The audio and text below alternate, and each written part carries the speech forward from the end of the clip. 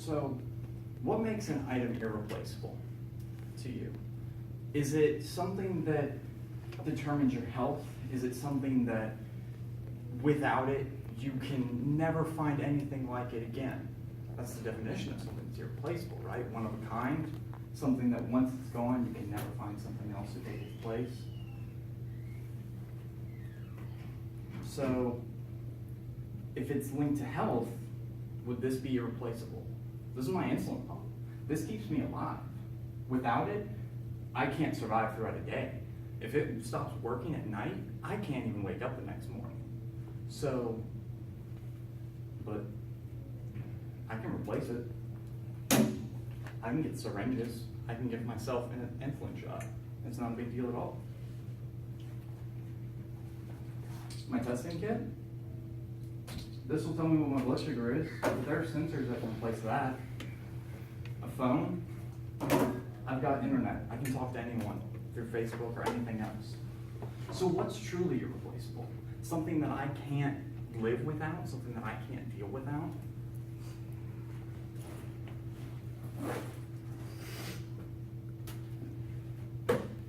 Basketball. I started playing basketball before I can remember. If you ask my dad, he doesn't even know when I picked up a basketball for the first time. He's just, I asked him about it. I asked him about it before this speech. I talked to him and he said, I can't remember, honestly. I don't remember the first time I handed you a basketball. But in all my baby pictures, I've got one beside me. In my crib, I've got one.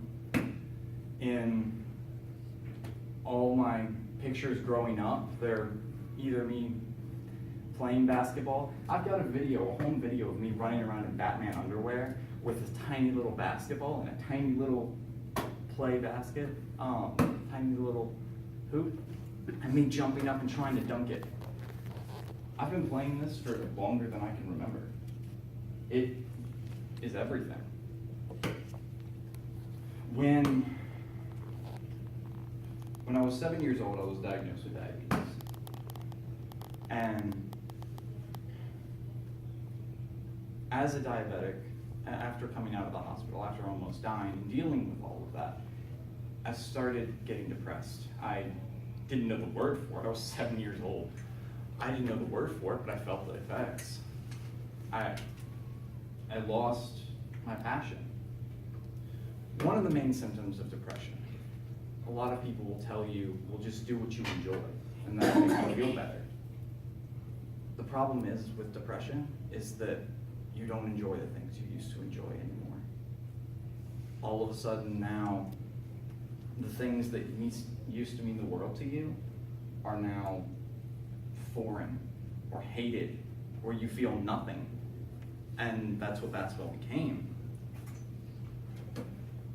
The problem was that didn't go well with my dad's side of the family, who all played basketball. They kept pushing for me to keep playing. They never wanted me to stop.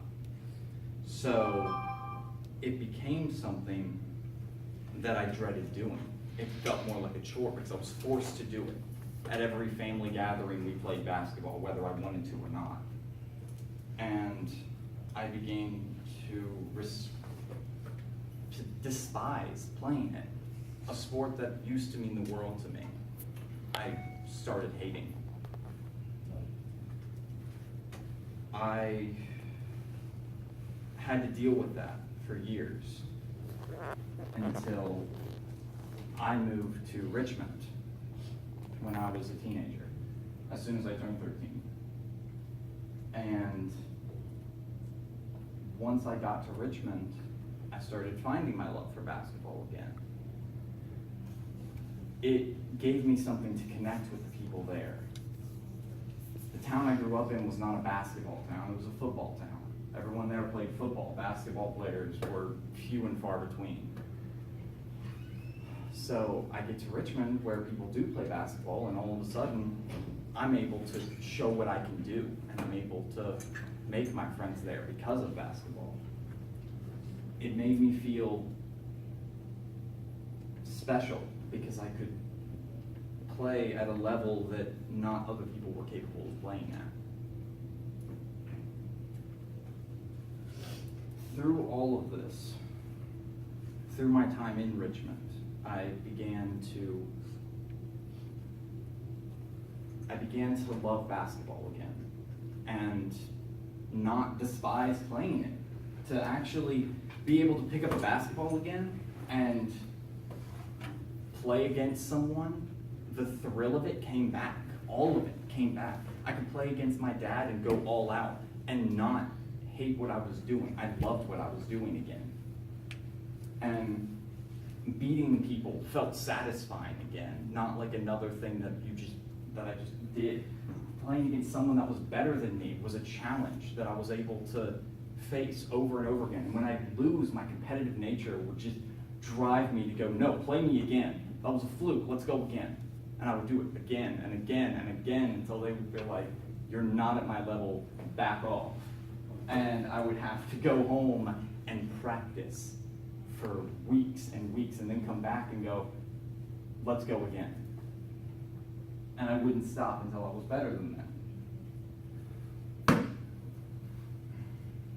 Basketball is just a sport, but this basketball, this one in particular, I've had for longer than I've had any of my other ones. I go through basketballs fairly quickly because I don't play in gyms or inside.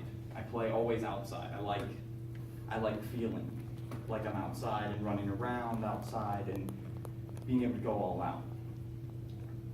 So I have to use outdoor balls. This is a dual. You can do either with this one, which is why they swear on it. I have used it, but it's not my go-to basketball for that.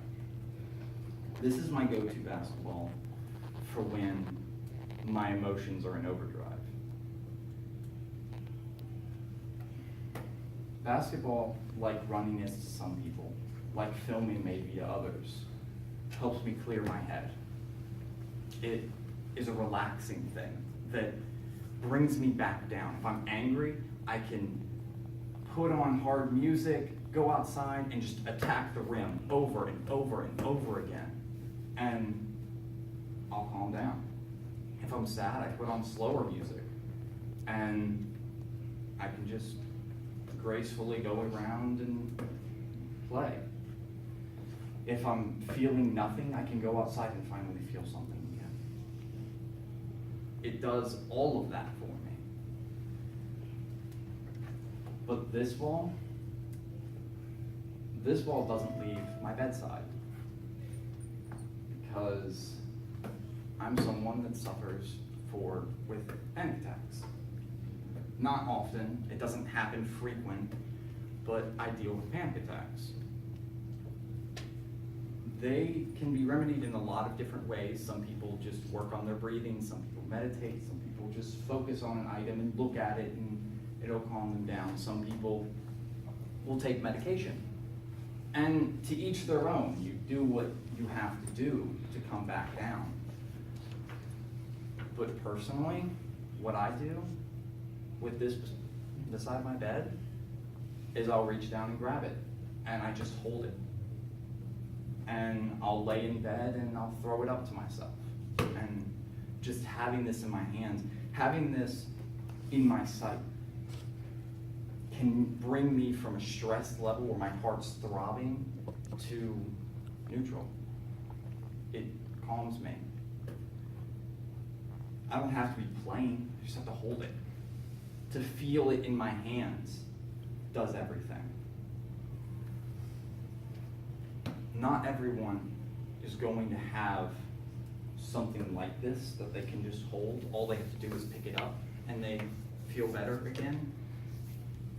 But for me, this does everything. So, is this object irreplaceable? Honestly, yeah. I could replace it with another basketball. I could go to the store. If I decided to start using this one outside and it got worn or it got trashed or I couldn't find it anymore, I would just go to the store and buy another one like I've done 100 times in the past. It doesn't This basketball in particular doesn't mean all that much, but basketball itself, a basketball, that means everything. Because it's not the feeling of this basketball in my hands, it's the feeling of a basketball in my hands. It's the feeling of being out on the court with a basketball, being able to shoot it, having that perfect shot that goes in and you just hear the swish and everything's back to neutral again.